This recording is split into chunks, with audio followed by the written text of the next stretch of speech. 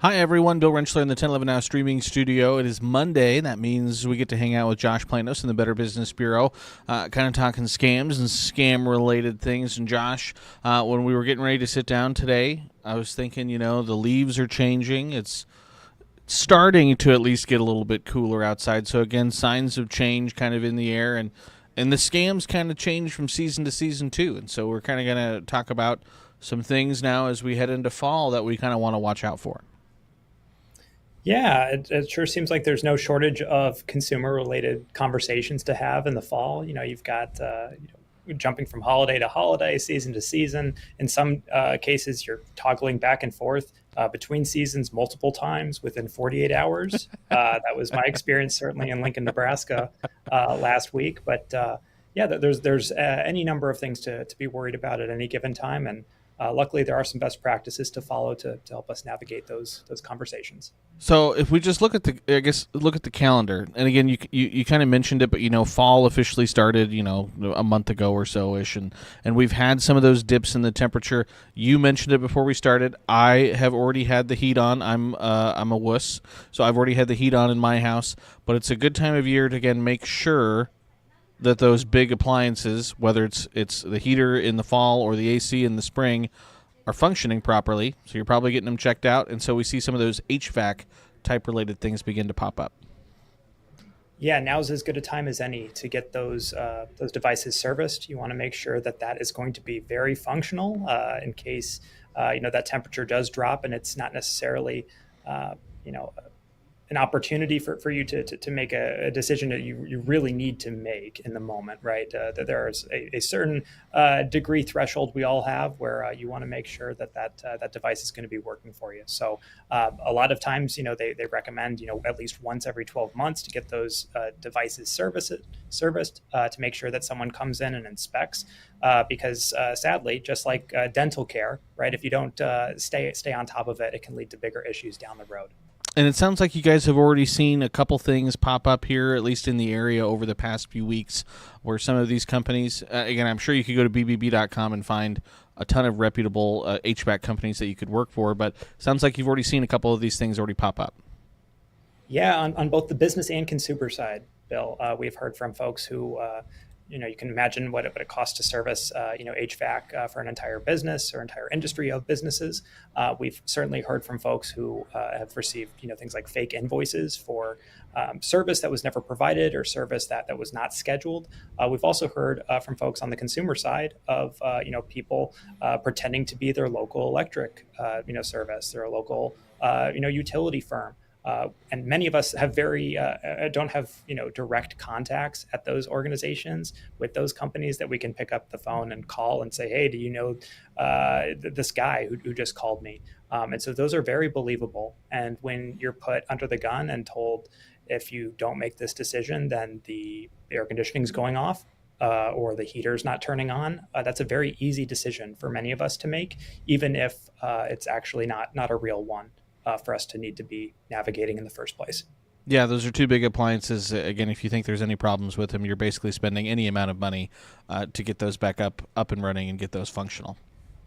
Yep. And one thing we would also recommend too is, now's as good a time as any to get that roof looked at, to clean out your gutters.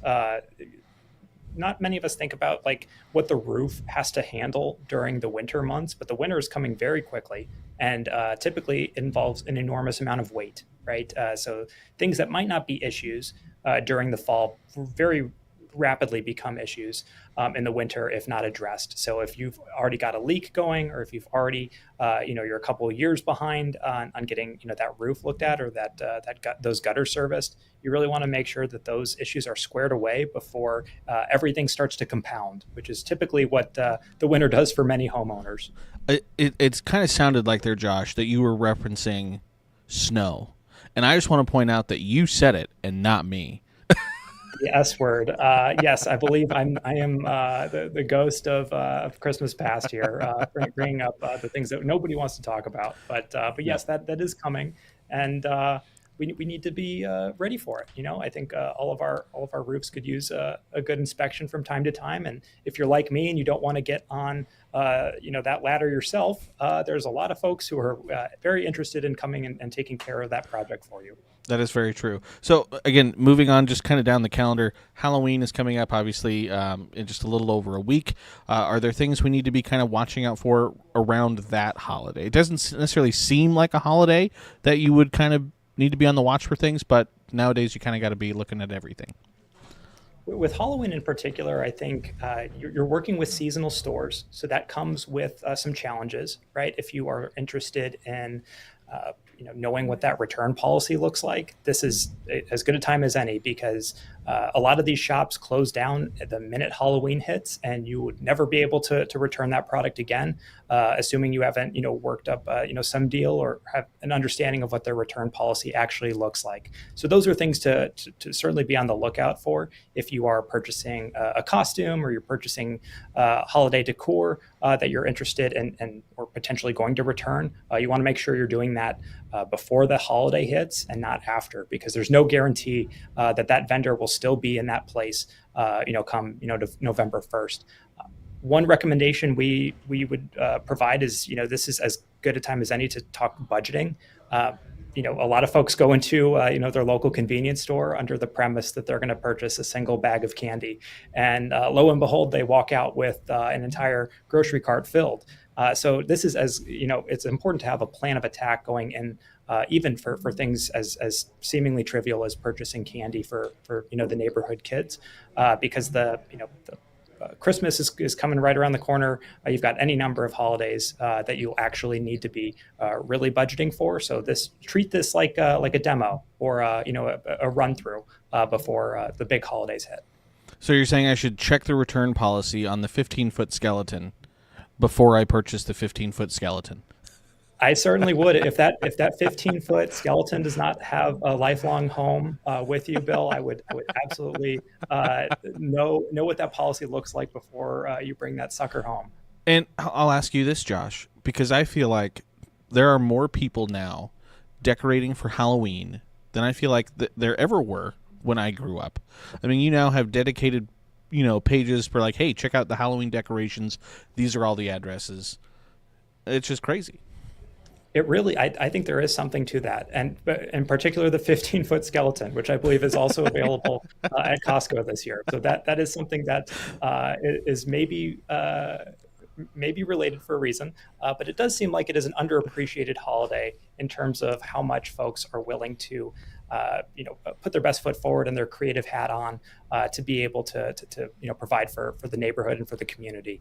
It certainly seems like a lot of folks are investing more in Halloween anecdotally, at least locally, than in prior years. And hopefully, they're following some best practices to make that experience a little bit more manageable from a budgetary perspective. And Josh, I don't want to get too ahead of our skis because obviously we have all of our segments, every week coming up.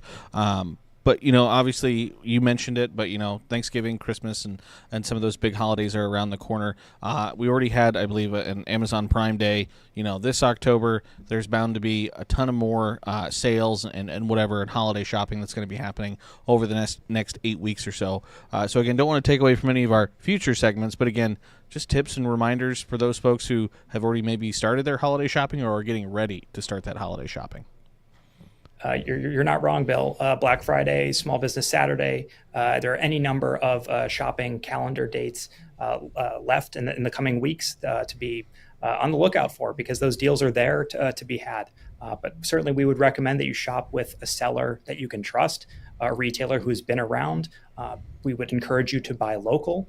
This is, November's as good a time as any to support the small businesses that make your community special, those who have, worked countless hours to ensure that their customers' needs are met, and doing it at the local level is fantastic. So if you can shop locally, this is a really good time to do it.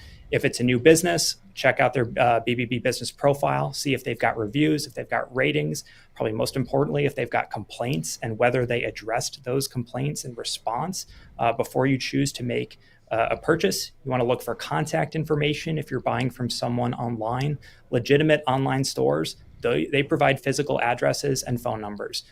Illegitimate ones do not. So if you can't find those details easily on their website, there's probably a reason for that. You want to make sure you're using secure payment methods, as we talk so frequently about. Paying with credit cards or secure payment platforms that offer fraud protection make that transaction so much smoother. If someone is asking you to pay with wire transfer or prepaid cards, those are incredibly hard to trace. Those are incredibly hard to recover. There's a reason why they are requesting those payment methods. So you want to avoid those wherever possible. And then, as we talk about so regularly, let research be your guide. Doing a quick online search for a company's name with words like scam or complaint will do a heck of a lot to uncover red flags from past customers. So those would be our recommendations as you navigate the numerous consumer-related decisions that we all need to be making here in the next few weeks. Yeah, I would say very rarely for consumers that they're the first person that the scammer or whatever has tried this on. They're probably, the 1,000th or, whatever it is. And so there's probably something somewhere on the internet about it. Without a doubt. I mean, that's one of the benefits of bbb.org/scam tracker is you have the backlink, right? If you can say definitively, I got communication from this person, and this person has already been indicted or implicated in a scam or in a scam report, that is incredibly helpful to know before you agree to follow that journey down that road any further, right? All of that information is scaled so quickly these days. So it's very, very unlikely that you are the first person to run into that roadblock or into that obstacle. Josh, again, we're going to talk a ton more about this stuff here over the next several weeks, but anything else, maybe whether it be seasonally or whatever else that might be going on with the BBB that you want to make sure you get mentioned today? Yeah, we have a lot of folks who are clicking on suspicious links. I know it's so easy to do that. Seemingly all of us are waiting on a package to be delivered at any given time. And in some ways, that convenience is incredibly beneficial. And in some ways, there really is a cost associated with that convenience. And for a lot of folks, what they learn the hard way is that if you click on a link in an unsolicited email or an ad or a text message, it could take you to a site you don't want to go to. It could start a download you don't want to start. It's really that simple. And I know that on a human level, we all want to hear each other out and give the benefit of the doubt. And I think that's a really good thing. But it's really important to not click on links from messages that you don't expect, because there are consequences to doing that. And even if it is ubiquitous that we're all expecting packages and the logistical makeup of being a consumer in 2024 looks very different than it did even just a few years ago, it's really important that you're really thinking through what you stand to lose by clicking on that link to give yourself the best safety net possible. Excellent advice, as always, Josh. And I just want to mention, again, I included in the YouTube description of this video, and it's still on our story on 1011now.com. You guys have a newsletter, monthly newsletter, that goes out that's got a lot of this helpful information in it already. We do. And increasingly, we are adding data to it. We have our scam tracker report that we are bringing to the consumer newsletter in a big way. Each month moving forward, we will have 30-day snapshots. You can see specifically what has been reported to us in a way that's intuitive, easy to understand, and of course, we will provide tips and best practices to avoid those scams moving forward. It wouldn't be terribly helpful if we were just presenting these scams were reported and isn't that a terrible thing? Of course, it's a terrible thing, but there are steps to take to avoid being part of those reports. So we look forward to bringing this information to you. And this is, a two-way street too. If you want more information about a particular subject or industry or scam type, please reach out to us. We'd be happy to incorporate it moving forward.